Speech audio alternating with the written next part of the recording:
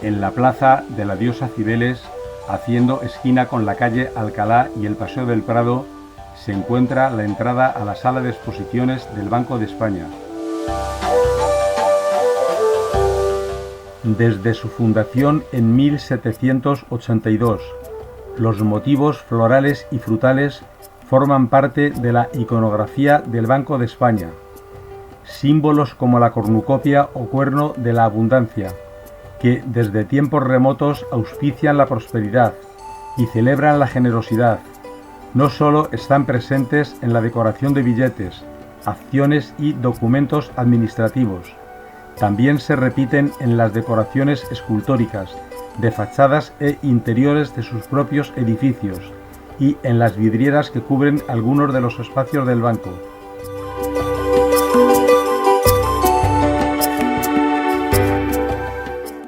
Reúne la muestra cerca de 50 obras de más de una treintena de artistas y es un viaje desde los orígenes de estos géneros en el barroco hasta el momento actual y constituye una oportunidad única de acercarse a los fondos contemporáneos de la colección Banco de España en un sugerente recorrido a través de diversos medios artísticos: pintura, dibujo, escultura, fotografía, tapices y otros objetos de artes decorativas.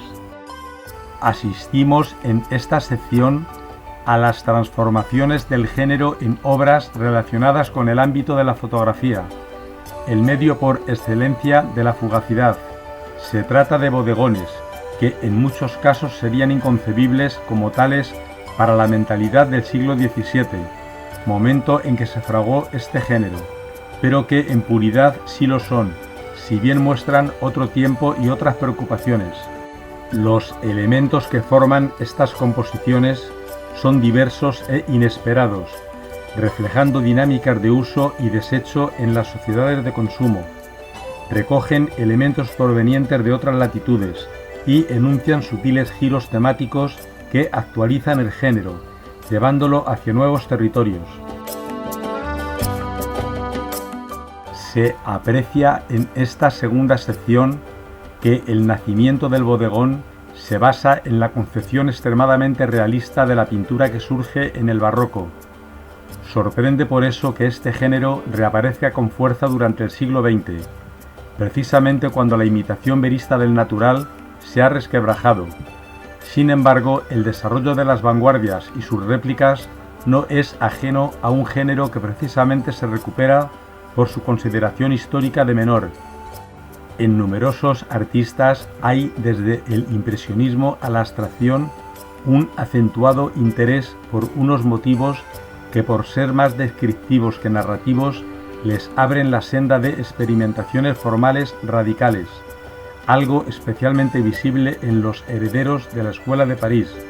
Otro grupo de creadores ve en este género un modo de hacer pervivir la emulación realista de la naturaleza en un sentido más tradicional.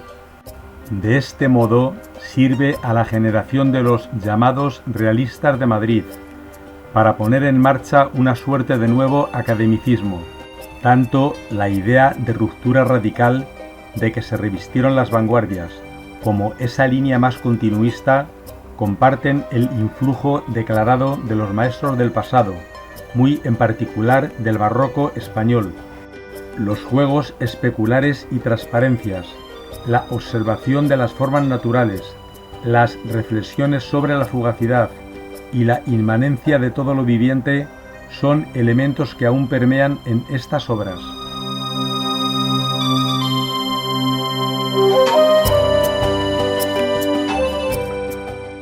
Pomona y Bertunno de Van der Hamen, obra capital de su producción, constituye el núcleo central de esta exposición, junto con su pareja o pendant, cedido por el Museo del Prado, Ofrenda a Flora, compuesta de modo análogo aunque en disposición simétrica especular. Ambas colgaron probablemente junto a otras obras presentes en la muestra en las paredes del palacio de Jean de Croix, personaje clave en la corte española del momento. Las recepciones en su residencia buscaban alentar la lealtad de las élites flamencas al nuevo rey de España, Felipe IV, con un alarde de hospitalidad hacia los ilustres viajeros que pasaban por Madrid. De este modo, el bodegón contribuyó a la creación de una cultura aristocrática urbana distinta en el Madrid del siglo XVII. Por una parte, creando una ficción de abundancia que maquillaba las realidades económicas de la capital, y por otra, demostrando la prosperidad de la que los flamencos como Jean de Croix seguirían disfrutando bajo el nuevo orden político. No obstante, el auge del bodegón y la representación de flores en el barroco no impidió que mantuvieran una reputación baja dentro de las categorías académicas, ya que no se consideraba ni tan complejo técnicamente como el retrato, ni tan elevado moralmente como la pintura religiosa o la histórica. Todo ello a pesar de que los artistas supieron ocultar tras esas flores y frutos poderosas metáforas de carácter filosófico o especulativo, así como reflexiones sobre conceptos como la hospitalidad, el misticismo y la fragilidad.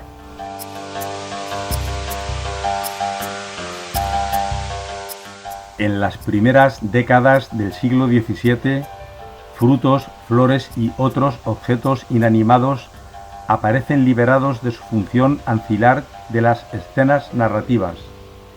Desde entonces tratan de alegorizar los aspectos más nucleares de la vida y de la muerte.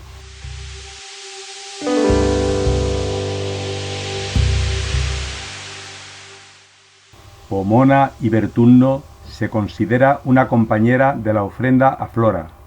Las dos pinturas representan a las diosas del otoño y de la primavera, y sus composiciones tienen una disposición simétrica especular.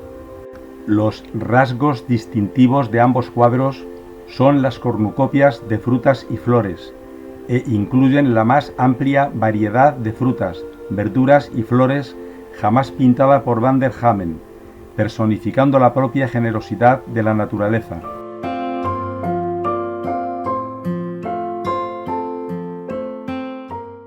Este gran vaso en forma de ánfora presenta toda una gama de elementos decorativos propios de la porcelana sajona y muestra cómo flores y frutos se entretejen al modo rococó con diversos episodios mitológicos y alegóricos. Entre las figuras modeladas destacan Marte y Minerva en la tapa y las alegorías de la primavera y el verano coronando la escena principal, una con una cesta de flores y la otra con unas espigas.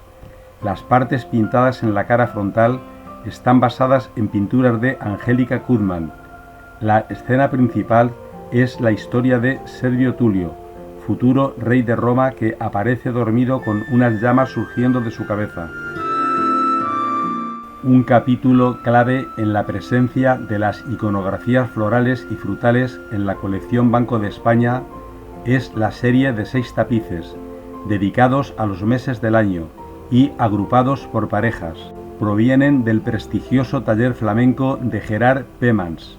A ella pertenecen los dos presentados aquí. Este ejemplar recoge las figuras que representan a septiembre y octubre, con sus signos zodiacales, rodeadas por un cortejo de putti que ofrece la exuberante cosecha del otoño. Al fondo, una escena costumbrista de vendimia ancla esta gran alegoría al mundo real. Los tapices dedicados a los meses del año, a partir de diseños de David Teniers III, son muy representativos del trabajo de las tapicerías flamencas, que surtían a los nobles de toda Europa. Este tapiz, de idéntica composición que sus compañeros, está dedicado a los meses de mayo y junio. Por ello, la panoplia de angelotes muestra flores arregladas en suntuosas guirnaldas. la fábula pagana suele entremezclarse con visiones idílicas de las actividades propias de cada mes. En este caso, la escena del fondo muestra una danza aldeana que señala la alegría que la abundancia de la primavera proporciona.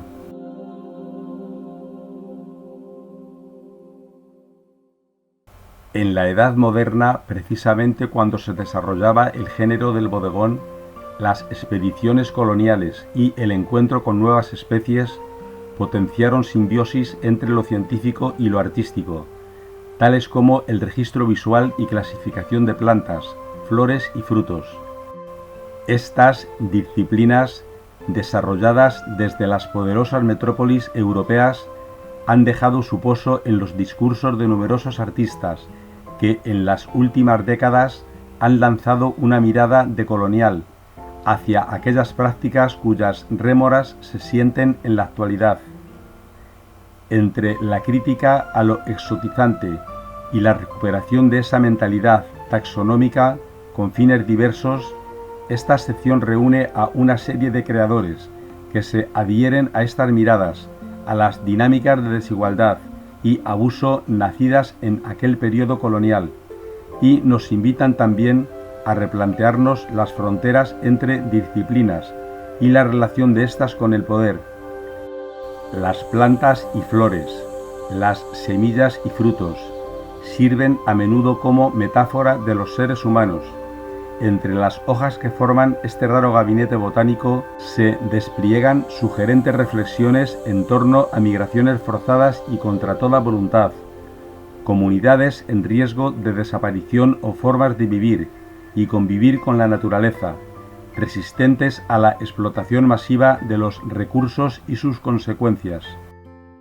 Este bodegón cerámico se descompone en una lámina, donde aparecen representadas y ordenadas todas sus frutas, en una clasificación científica que simula los herbarios como los de Celestino Mutis, fruto de las expediciones europeas. El autor se adentra en la idea de la naturaleza como construcción cultural y se considera a sí mismo un viajero, que simula comportarse como aquellos exploradores de la antigüedad. Aunque representa un lugar remoto, está realizado en el jardín de su casa. Sobre papel de fibra vegetal aparecen motivos inspirados en plantas a las que los Yanomami dan usos medicinales, alimentarios, decorativos o rituales, o mediante las que explican fenómenos naturales y sobrenaturales. Los géneros abordados en esta exposición ponen sobre la mesa aspectos relacionados con la percepción humana, la ilusión y la representación de la realidad. La escenificación y la artificialidad son, desde su inicio, elementos centrales del bodegón.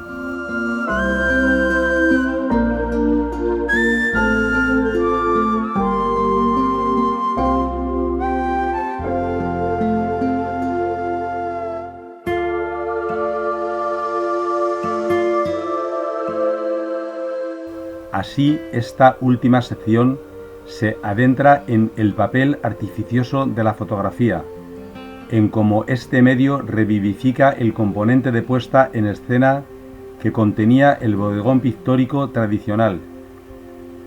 Nos encontramos en el momento de la llamada postfotografía, cuando la imagen tradicional se ha convertido en otra cosa, es decir, en un instrumento que cuestiona su propia veracidad, en un elemento de producción y consumo masivo, gracias a su desarrollo digital, en un gran interrogante acerca de las implicaciones de nuestra relación con la realidad y su imagen. Las representaciones florales disponen de una importante presencia en este nuevo contexto fotográfico y sociológico, en el que la realidad y sus simulacros deben ser interpelados, acaso por el peso que estas representaciones tienen ya en la historia de nuestra mirada. En la obra de estos artistas se suscitan aspectos como la relación entre la fotografía, la verdad y la verosimilitud, o el debate entre la naturaleza y el artificio, en una sociedad que se muestra devota de lo biológico al tiempo que lo destruye. En la muestra 2328 Reales de Bellón, con la que se abrió esta sala de exposiciones en 2021, la figura humana a través del retrato, único y excepcional, constituía el elemento central del relato expositivo. Ahora estos temas se desplazan para dar paso a la naturaleza, a lo aparentemente intrascendente, a lo anónimo y lo frágil.